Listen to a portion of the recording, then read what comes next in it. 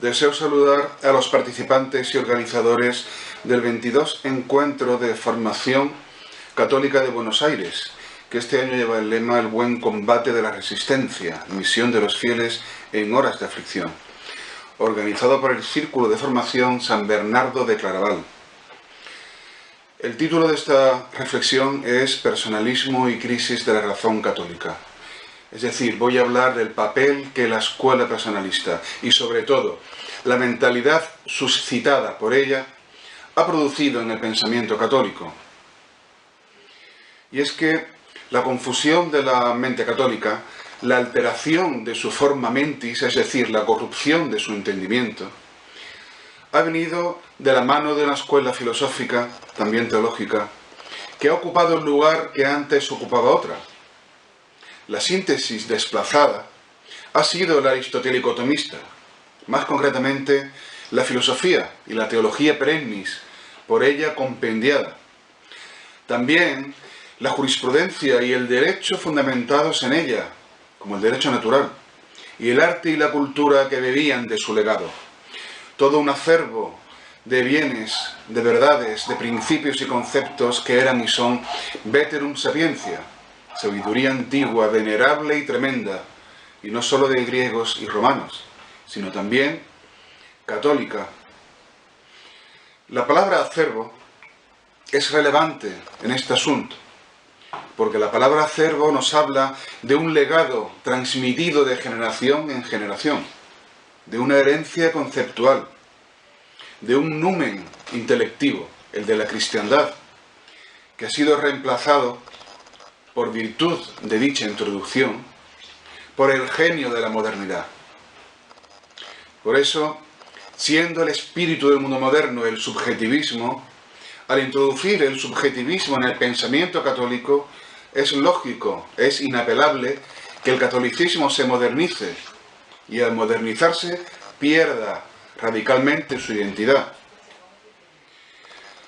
Detrás de esta pérdida de identidad, realizada con buena intención, incluso por autores piadosos, no nos cabe duda. Pero detrás de esta modernización hay un error de fondo fundamental, que es la introducción del subjetivismo en un pensamiento que choca frontalmente con él. Y es que la esencia de la modernidad es el subjetivismo. Lo contemplamos creciendo como un germen con el principio del nominalismo. El nominalismo, que es esa escuela de pensamiento que sostiene que lo común, lo universal, las esencias no tienen en realidad existencia real, que son solamente soplos de voz. Pues el pensamiento nominalista desvincula el pensamiento cristiano del orden del ser. Y al estar el pensamiento moderno asociado al espíritu nominalista, el pensamiento moderno en el pensamiento católico va a desligar el pensamiento católico del orden del ser.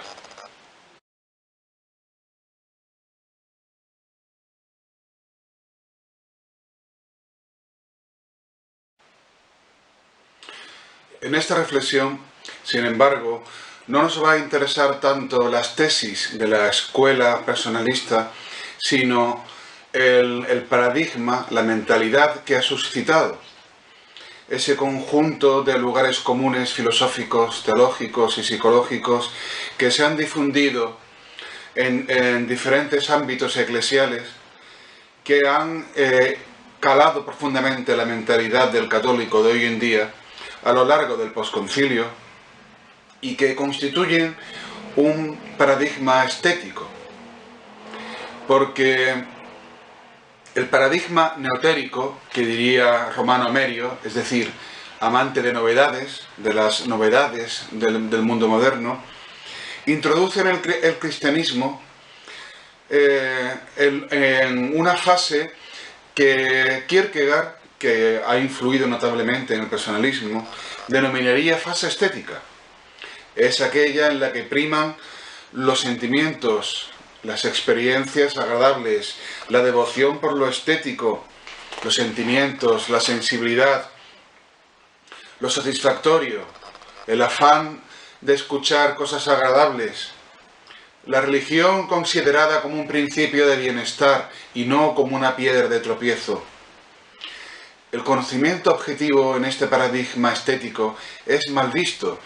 No es que sea negado, sino que es devaluado, minusvalorado, y por tanto también será mal vista la apologética, la defensa racional de la fe, en pos de un testimonialismo subjetivo acorde con el carácter estético del paradigma. La fe ya no consistirá en creer, sino en experimentar, sentir, confiar. El amor a Jesús será descrito como enamoramiento. La clasicidad proverbial del catolicismo será reemplazada por un vago romanticismo en que los afectos y el emotivismo tendrá un papel importante.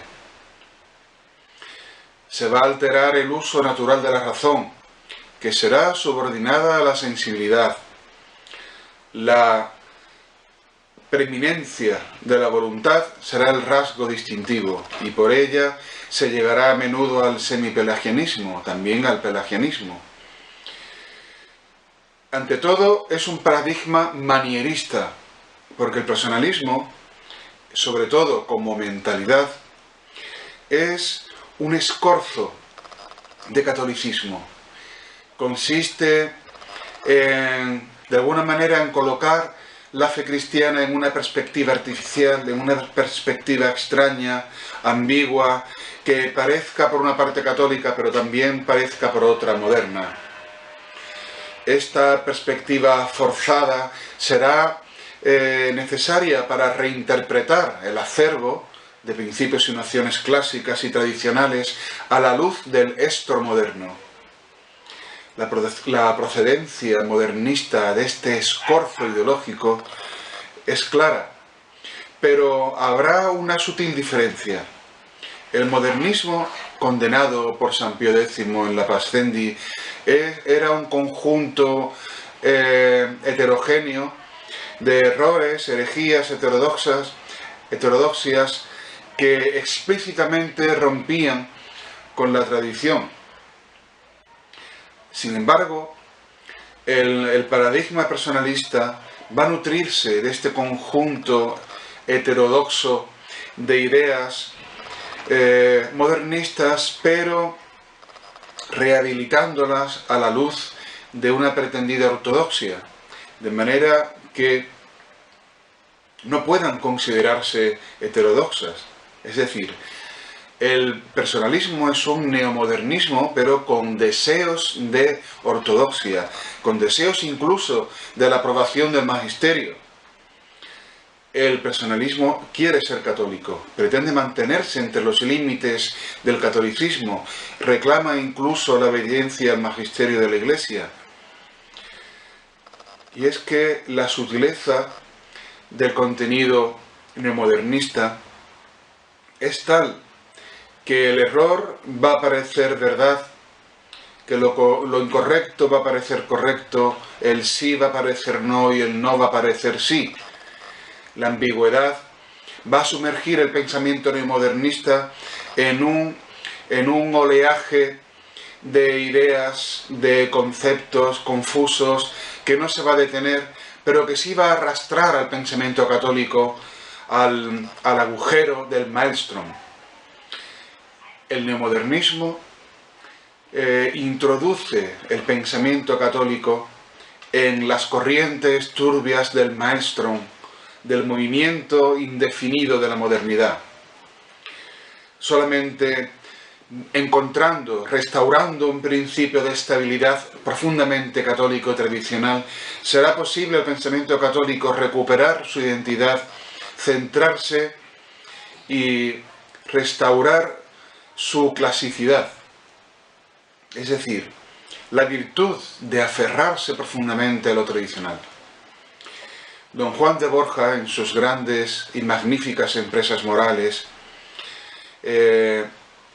encabeza una de ellas con el lema Ferendo Vincan, sufriendo venceré. La pintura que lo ilustra es una roca que resiste la agresión de la contracorriente para permanecer firme y sólida en su posición.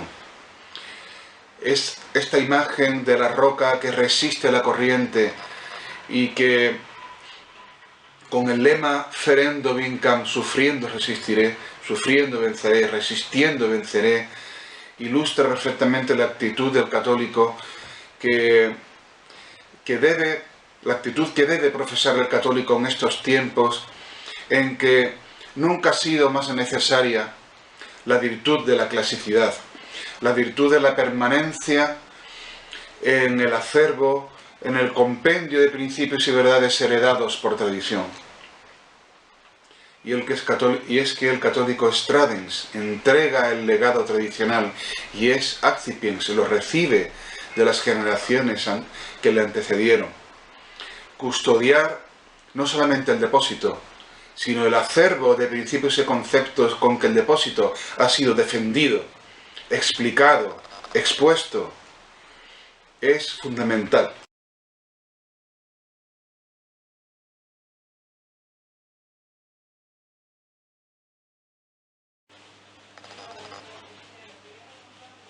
La libertad confundida. Respecto al concepto de libertad, la cosmovisión personalista prefiere el principio de indiferencia radical, de raigambre nominalista y protestante. Es decir, el hombre es libre tanto para pecar como para hacer el bien. La libertad consiste en la elección del mal como en la elección del bien. El hombre, con su autonomía propia, puede autodeterminarse el bien como puede también autodeterminarse el mal, porque la libertad es la capacidad, para esta mentalidad, de elegir tanto el bien como el mal. El pensamiento clásico católico es muy distinto, porque entiende que la libertad es para la elección del bien, que la elección de la obra buena es una capacidad propia de la libertad, pero la elección de la obra mala es un abuso, una posibilidad debido al defecto de la criatura racional y también una posibilidad producida por el pecado, por el influjo del pecado original y del pecado personal en el hombre, que lo afecta profundamente, enfermándolo, desordenándolo, y aunque no destruye su libertad, sí la deja enferma. La elección del mal es un abuso de libertad, entiende el pensamiento tradicional, pero el pensamiento personalista, siguiendo el pensamiento moderno, que se deja llevar por el principio de autonomía radical, entiende que la libertad consiste también en la capacidad, como diría Mounier, para rehusar el propio destino. Y es que el hombre, según el personalismo, de alguna manera se crea a sí mismo, como dirá Karol Wojtyla. De alguna forma, al poder autodeterminarse al mal como autodeterminarse al bien, es como una especie de creador de sí, como una causa eficiente, por así decir, de su propio constitutivo esencial.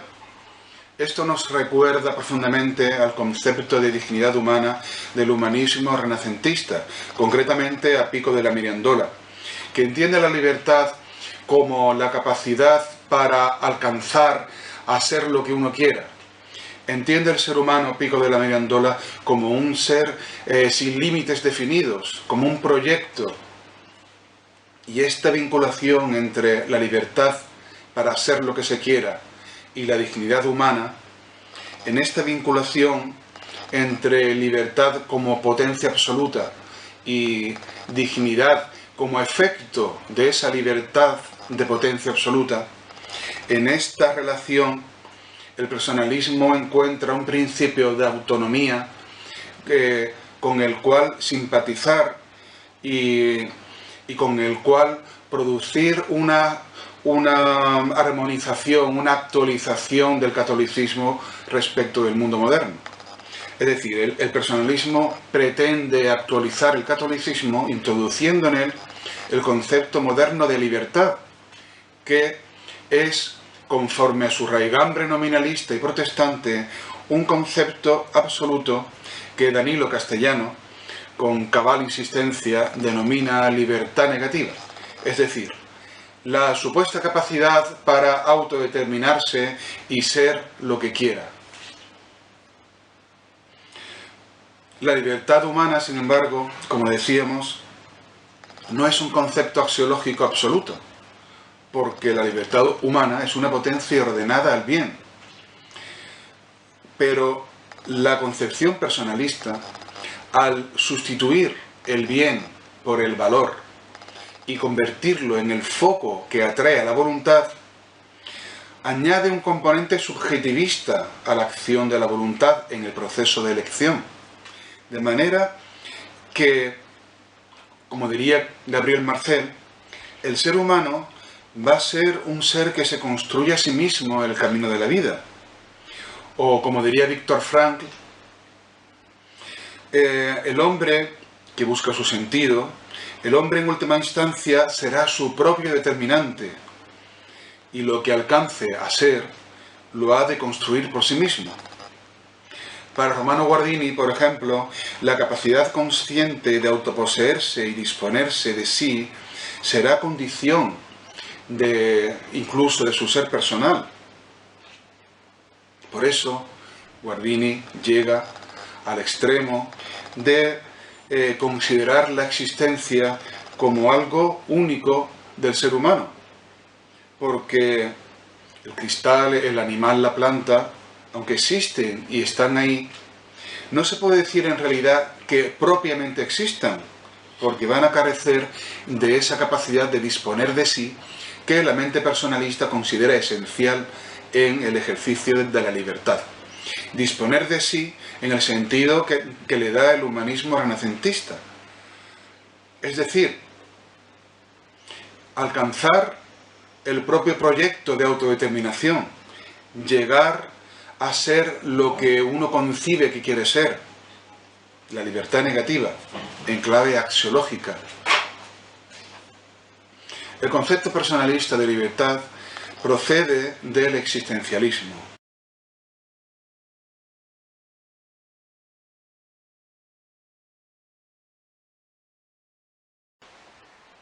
Don Juan de Borja, en otra de sus magníficas empresas morales, estampa el lema "Estate, estad en pie", sobre una pintura que representa un árbol que sufre la agresión de unas hachas que intentan hacerle caer. En la glosa, don Juan de Borja dice: estar en pie se dicen aquellos que viven y obran virtuosamente, y de los que hacen lo contrario, se dice de ellos que se dejan caer. Y así, lo que se da a entender en esta empresa del árbol con las segures al pie es cuánto conviene ser fuertes y constantes y no dejarse vencer ni derribar de las propias aficiones interiores ni de los trabajos y adversidades exteriores. Y es que la tradición local hispánica siempre ha enfatizado de forma sobresaliente la necesidad de permanecer en pie, de estar erguido, de mantenerse erguido en la verdad y no dejarse caer, no dejarse derribar por el error, por el vicio, por el mal, por la mala doctrina. Sin embargo, el concepto de virtud como concepto clásico, como esencia del permanecer en la propia identidad, en el propio ser, ha sido muy devaluado. Los valores, que son valoraciones, cuantificaciones de valor, cuantificaciones de relevancia subjetiva, los valores han sido contrapuestos a las virtudes. Donde mejor se distingue el individualismo ético es en la teoría de los valores, que viene de Scheler, pero que, recordemos, fue ya Nietzsche quien la puso de moda en Europa.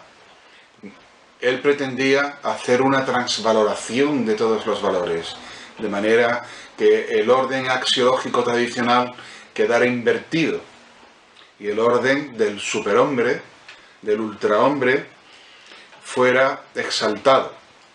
Pues bien, Romano Guardini, por ejemplo, en una ética para nuestro tiempo, confiesa de forma así incidental que esta palabra, virtud, empieza por sonarnos como algo extraño, dice, incluso antipático. Fácilmente suena anticuada y amoralizadora. Scheler aludió a la transformación que han experimentado en el curso de la historia la palabra y el concepto virtud, hasta tomar el penoso carácter que todavía revisten. Si nuestro lenguaje, dice, tuviera otra palabra que no fuera virtud, asegura Guardini, la usaríamos. Pero no tiene más que esta, de modo que desde el principio hemos de ponernos de acuerdo en que significa algo vivo y hermoso. Para nosotros, sin embargo, virtud es una palabra extraordinaria. Procede de la antigua sabiduría, de la veterum sapiencia. Es una palabra luminosa, clásica, tradicional. No solo porque recuerda las virtudes morales, las adquiridas, también las infusas, las teologales. Es un paso de perfección en el camino hacia el fin último. La virtud es una palabra valiosa, es una palabra preciosa. Sin embargo, durante estos últimos decenios ha sido minusvalorada, devaluada. Y es que a los personalistas en general no les gusta demasiado la palabra virtud, no solo porque recuerda al orden clásico y metafísico del ser, sino porque es un vocablo demasiado objetivo. Es un vocablo que hace referencia a un orden de perfección metafísico, a un orden de perfección que a ellos les parece demasiado objetivista. Prefieren valor porque contiene una referencia a la subjetividad. El vocablo y el concepto les parece antipático. Durante los últimos decenios, virtud ha sido palabra malsonante, un tabú, un atavismo de la era constantiniana, un escolasticismo. Los males de la sociedad actual, se dice muy a menudo, son la falta de valores, pero no la falta de virtud. Las escuelas católicas educan en valores inspirados en el humanismo cristiano, pero no en la virtud, no solo en la moral, en la infusa, en la teologal. Les parece tal vez una palabra demasiado confesional, y porque la virtud de unos implica el vicio de otros, o la falta de virtud de otros, tal vez les parece una palabra demasiado poco igualitaria. A la sociedad, para que sea democrática, se le pide que tenga valores, pero no se le pide que tenga virtudes. Valor, sin embargo, es una palabra actualísima. La mentalidad personalista, el paradigma neotérico, en general, aunque no niega el concepto de virtud y lo utiliza, prefiere el término valor, que les resulta más simpático, más agradable, o mejor en plural, valores, tal y como aprendió de Scheler, aunque Nietzsche fue el que le dio su contenido explosivo, su contenido revolucionario. Es un concepto espiritualista e inconcreto el de valor, que vale para todo. Es un concepto, diría incluso neopagano, ecológico, adámico. Es un concepto en que está presente el liberalismo.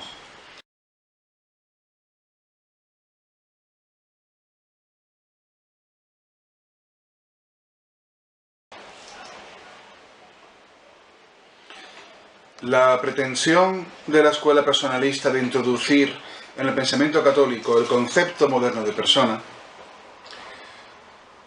trae consigo la aceptación de un supuesto derecho a lo sobrenatural.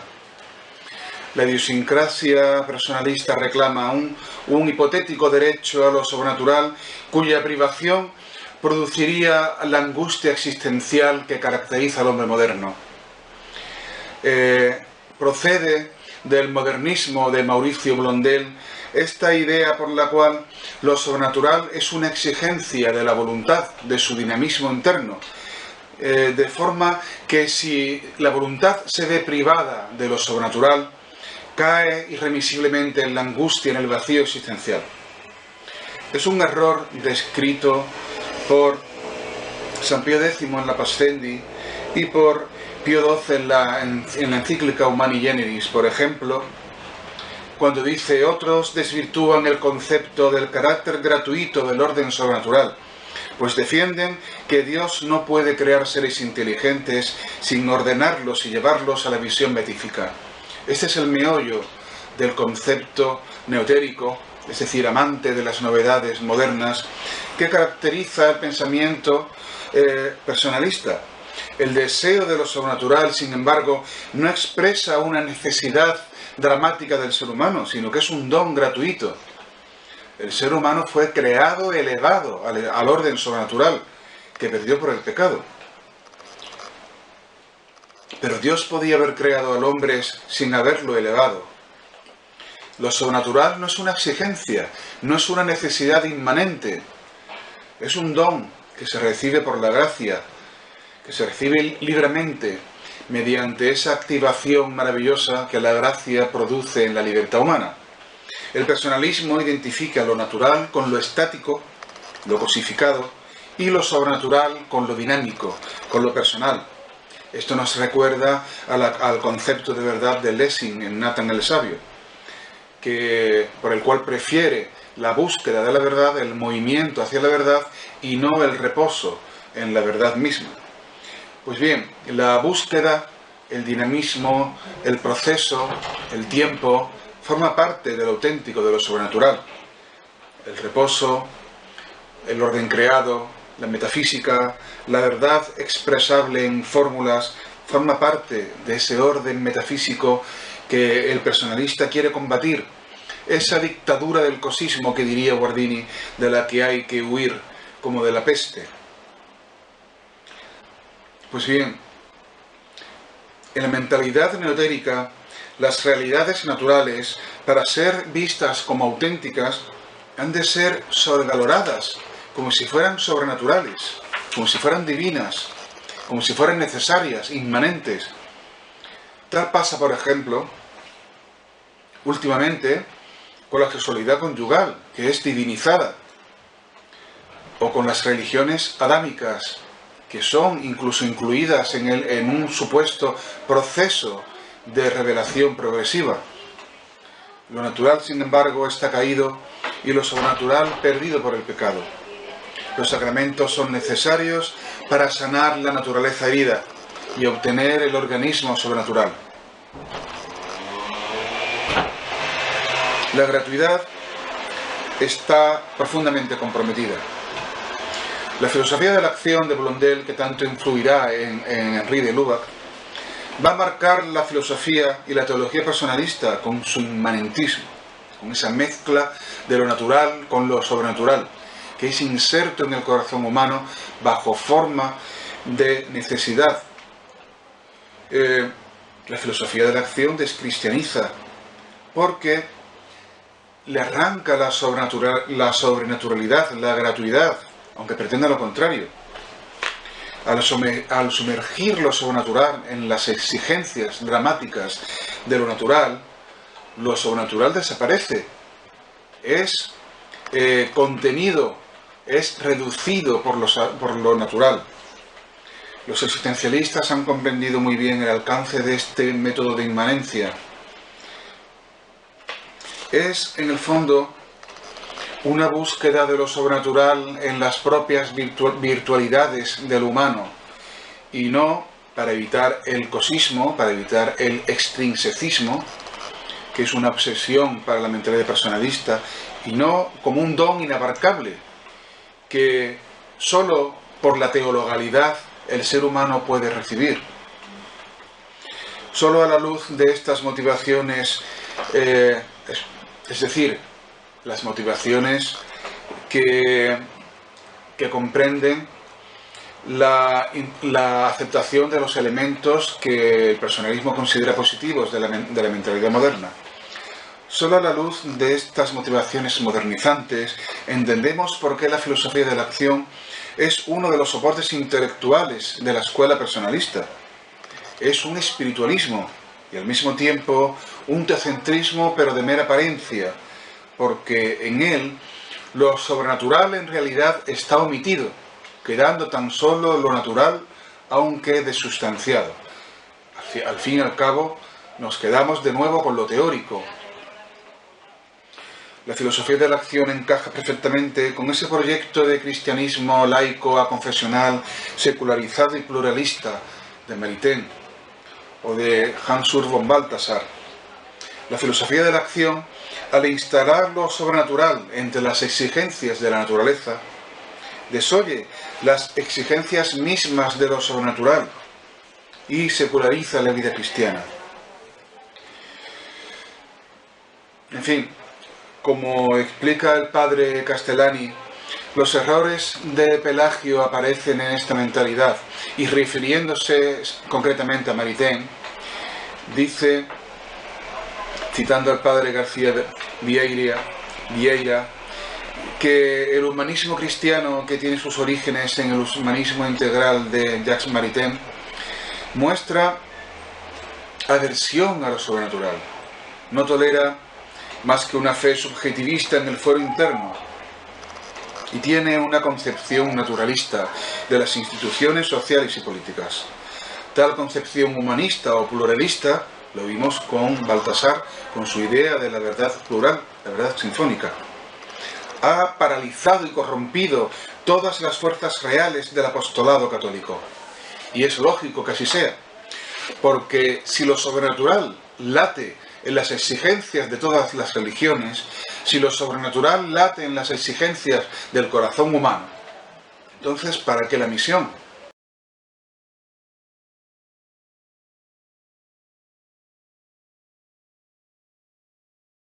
La mentalidad personalista congenia con lo que León XIII denomina liberalismo de tercer grado.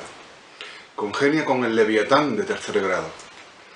León XIII define el liberalismo de tercer grado como aquel que afirma que las leyes divinas deben regular la vida y la conducta de los particulares, pero no la vida y la conducta del Estado.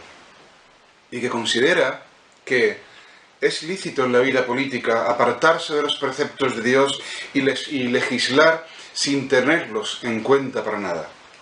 El pontífice califica estas afirmaciones de absurdo error y da la siguiente razón.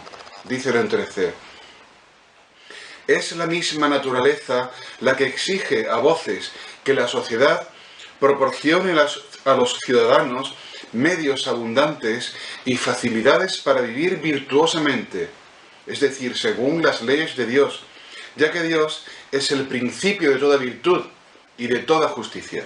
Por esto, es absolutamente contrario a la naturaleza que pueda lícitamente el Estado despreocuparse de esas leyes divinas o establecer una legislación positiva que las contradiga.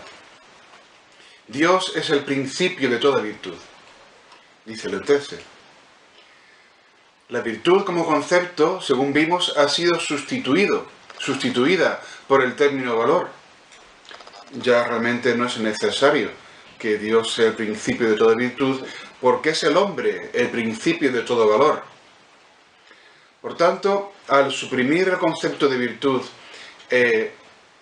instalar en el pensamiento sociopolítico el concepto de valor, se está separando de alguna manera a Dios de la vida social, que dejará de ser una vida social virtuosa para ser una vida social con valores. Por eso ahora se dice que el problema de la sociedad actual es la falta de valores, porque los valores están vinculados con los sujetos, la virtud se vincula con Dios. Pero como no se cree necesario que Dios sea el principio de la virtud, se piensa que el mal no es la falta de ella, sino la falta de valores. Al faltar Dios, falta la virtud. Pero que falte Dios no implica que falten los valores, porque los valores emergen del ser humano. Entonces, la impostura es clara. Decir que en la sociedad hay una falta de valores no significa que falte Dios, no significa que falte la virtud. Es un matiz muy sutil, profundamente cargado de liberalismo. El liberalismo de tercer grado se caracteriza por la relegación de la religión a la vida privada, y nos interesa la primera acepción de relegar, que aporta el diccionario de la RAE.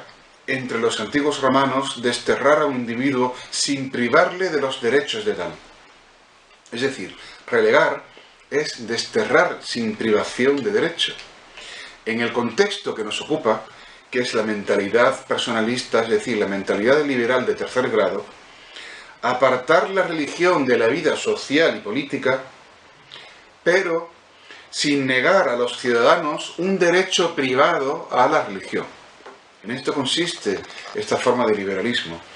La afirmación de la libertad religiosa, entonces, será connatural, entendida como la entiende el artículo 18 de la Declaración Universal de los Derechos Humanos, pero con un matiz iusracionalista importante, con el cual se pretende apartar esta doctrina de la doctrina tal y como fue pensada por la Revolución Francesa. Lo que se afirma, en definitiva, es que los ciudadanos pueden profesar libremente aquella religión que no implique una obligación del Estado respecto a ella. Es decir, una religión doméstica, una religión con derecho, pero en el ámbito privado.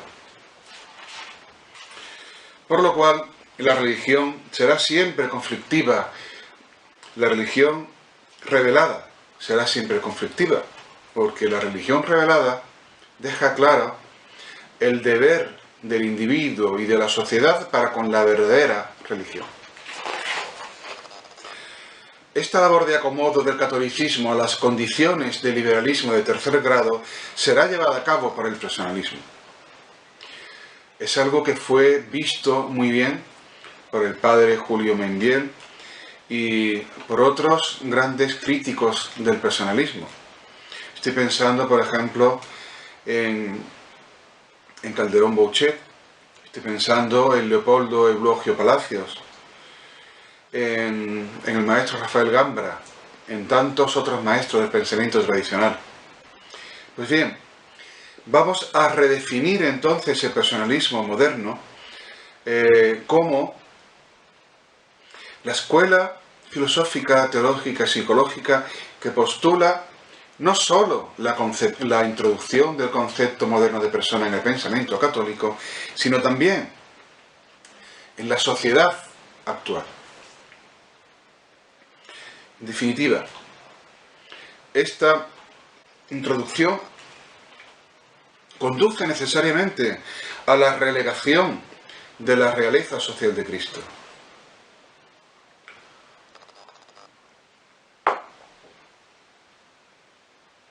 La política personalista será una política de iniciativas privadas, no una política de fundamentación de las leyes en la ley moral, no una política de fundamentación de las leyes civiles en la ley natural, sino una política de iniciativa privada, una política de, como diría Turgot, reclamaciones y contrarreclamaciones.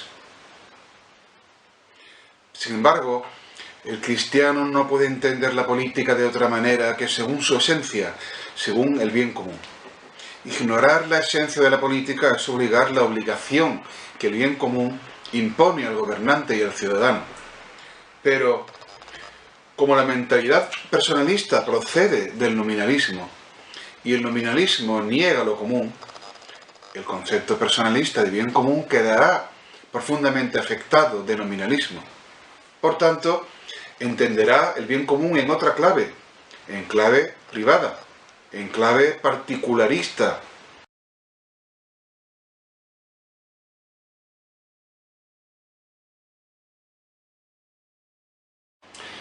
El desenfoque misteriosista lleva a la mentalidad de la escuela personalista a entender incluso, a menudo, la revelación como una obra conjunta de Dios y el hombre, en paralelo a cómo entiende la relación entre la gracia y la libertad, es decir, en clave semipelagiana o voluntarista. El ser humano pone su parte, Dios pone su parte, y unidas en una suma producen la vida cristiana, producen la fe. Dios pone a su Hijo, el ser humano pone el amor a su Hijo como respuesta, y de esta experiencia de encuentro surge la revelación. Este carácter dialógico excesivo aplicado al concepto de revelación va a producir cierto voluntarismo.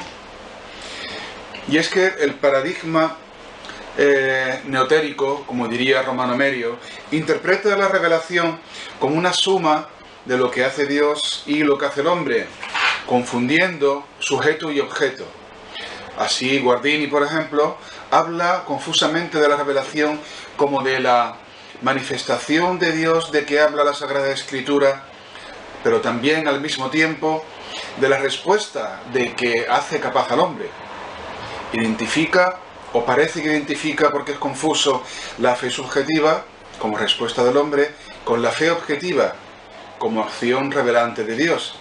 Tampoco queda claro si la revelación, manifestación, es de Dios mismo, como una epifanía, o si es una comunicación de ciertos contenidos inaccesibles, inefables, misteriosos, que son inaccesibles casi a la función docente de la Iglesia, y que son comunicables solamente por un testimonio íntimo, por un testimonio subjetivo o por la experiencia estética, por la estética teológica, como quiere Hans Urs von Balthasar.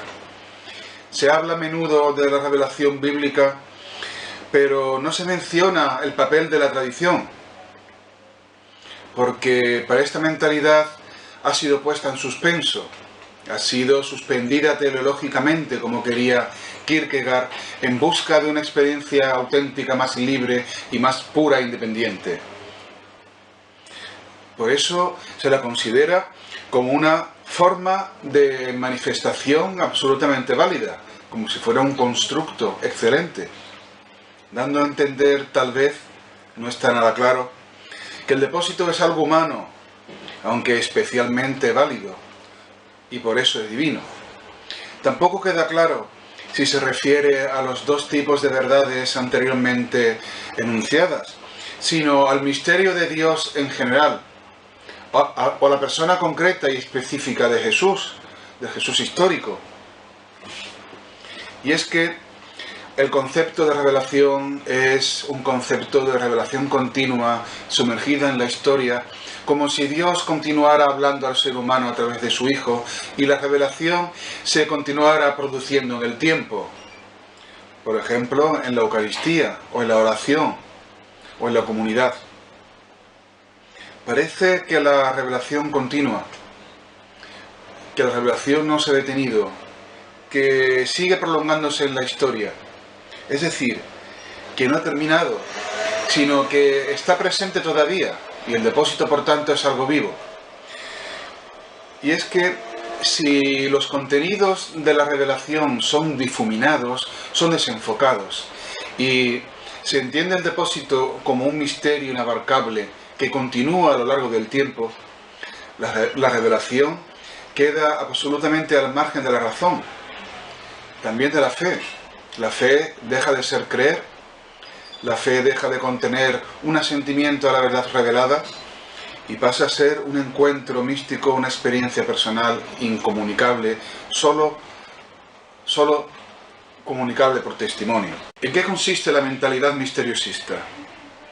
Consiste en la difuminación del concepto de revelación, en la aplicación del principio heideggeriano, que dice que la razón es enemiga del pensar, como expone en su artículo sobre la frase de Nietzsche, Dios ha muerto. La razón como enemiga del pensar. El misteriosismo aplica esta idea de Heidegger al contenido de la revelación para que parezca que lo que Dios ha revelado no consiste en un conjunto de verdades expresadas de forma inequívoca al cual prestar el asentimiento de la fe, sino en la presencia misma de Dios, inexpresable, inaccesible e incognoscible. La principal confusión que ha producido el personalismo en el pensamiento católico actual es el desenfoque subjetivista del concepto de revelación. Es importante tener claro qué es la revelación. La revelación es la transmisión, la comunicación que Dios hace por una vía extraordinaria, que es sobrenatural, de una serie de verdades morales y religiosas, naturales y sobrenaturales, que el hombre necesita para perfeccionarse y alcanzar su fin último, que es Dios mismo. Por vía extraordinaria, por vía sobrenatural, he dicho, porque no se trata de un mero conocimiento natural, no se trata de simple filosofía, no se trata de una simple creencia, se trata del conocimiento sobrenatural que se realiza por la virtud de la fe. Nos referimos a la revelación pública, que es la que nos interesa, que terminó con los apóstoles, que se cerró, que incluyó en un depósito una serie de verdades que el hombre necesita profundamente, y más en el estado actual en que se encuentra de ofuscación, de debilidad, de enfermedad, producida por el pecado original y el pecado personal.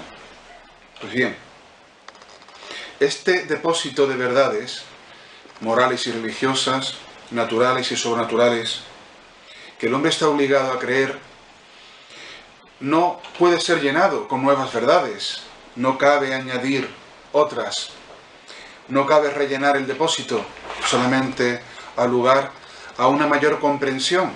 Incluso la Iglesia docente puede explicitar verdades que están dentro del depósito y exponerlas y enseñarlas mediante su magisterio para que el ser humano pueda solventar los problemas que cada época le plantea en sus propias circunstancias. Pues bien, dos tipos de verdades son las que Dios revela mediante la revelación. En primer lugar, verdades imposibles de conocer con la razón natural, por pertenecer al orden sobrenatural. En segundo lugar, verdades posibles de conocer con la razón natural, pero que el ser humano difícilmente puede conocer debido al influjo del pecado, debido al influjo de las pasiones, debido a la propia debilidad. Respecto al primer tipo de verdades, que son las verdades sobrenaturales, la revelación es absolutamente necesaria, porque si Dios no las comunica, el ser humano no podrá tener acceso a ellas. Respecto al segundo tipo de verdades, las verdades naturales, la revelación es moralmente necesaria, porque el ser humano tiene muy difícil poder conocerlas. Al estar enfermo por el pecado original, su razón está ofuscada y encuentra una enorme dificultad para situarse con objetividad ante estas verdades morales y religiosas.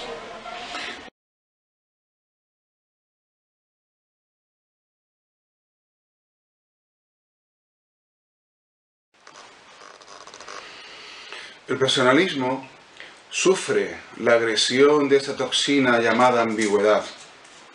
El sentido de la fe, que es la sindéresis de la doctrina, pica con su aguijón cuando es minusvalorada la doctrina recta. La voz de la conciencia entonces, dice el cristiano, habla con precisión, habla con la perfección de los que te precedieron en la fe. Recibe, como accipiens, el legado recibido. No pretende así por cuenta propia ni por libre. Habla con la claridad de aquel en quien crees y de su doctrina, porque en esa doctrina clara y luminosa y perfecta está la salvación. Y es que la ambigüedad nos salva, y a tenor de lo dicho, dado que con su voluntad antecedente Dios quiere que todo el mundo se salve y llegue al conocimiento de la verdad, facilita ese conocimiento con una doctrina perfecta, clara, límpida, sin interferencias del pensamiento revolucionario, ajustada a la mente católica, natural y sobrenatural. Y es que la ambigüedad voluntaria, en cuanto a corrupción de la forma de la inteligencia de la fe, no puede ser nunca querida por Dios, no puede ser salvífica. La ambigüedad no tiene valor en el cristianismo. Nada de robinsonear. No pretendas ser rey de tu propia isla teológica privada. En lo que atañe a la doctrina de la salvación, es mejor no ir nunca por libre, sino ajustarse fielmente a la tradición, que en eso consiste la virtud de la clasicidad, virtud que reclamamos con toda la pasión posible. Es una tentación moderna prescindir del legado. Sepa cada cual a dónde le duele el zapato, como dice el refrán castellano, y si conoce su debilidad y su punto débil, que será pensar por cuenta propia, combátala, dicha debilidad, y no le dé vuelo, porque corregirse es el primer paso para redimirse, siempre con la ayuda de la gracia de Dios. Quien sueña naufragar en el maelstrom, sepa que condenarse voluntariamente es mala cosa. Asimismo, quien anhele para su teología inmanencias y autodeterminaciones, que no escriba su propio diario de conversión, mejor escriba sus retractaciones. Y es que los personalistas en teología se tientan donde les duele y, sin embargo, no dejan de moverse a tientas, como si quisieran moverse con dolor, con el dolor que la modernidad produce al pensamiento católico, no con el dolor querido por Dios. La introducción del concepto moderno de persona siempre será problemática, nunca será sana. Esta insistencia en volver sobre la misma sombra, en ponerse el mismo anillo de poder, en repetir el mismo ni sí, ni no, ni todo lo contrario, ¿revela acaso que las Euménides reclaman al neomodernista para que expíe su pecado, que es apartarse, minusvalorar la tradición? Pero, por mucho que rasque la picadura, no va a acabar la picazón, como no rectifique el rumbo, como no tome en sus manos la brújula del pensamiento aristotélico tomista, del legado tradicional, y retomando los pasos de la tradición católica, resista el concepto moderno de persona y se posicione en el lugar donde reside la casa del Dios vivo, templo, columna, fundamento de la verdad. La tradición es entrega, es aceptación, es transmisión. La introducción de la ambigüedad en el concepto de tradición implica siempre una oscuridad, una devaluación, una contragracia, una novedad que es preciso combatir. Sabemos el remedio, sabemos la triaca para este veneno que es la ambigüedad. No se puede ser moderno y al mismo tiempo católico, no se puede ser revolucionario y al mismo tiempo contrarrevolucionario. O se es creyente o no se es creyente, o se está en gracia o no se está en gracia. No es posible combinar el estado de pecado con el estado de gracia. La ambigüedad es prima hermana de la incertidumbre, hiere la fe.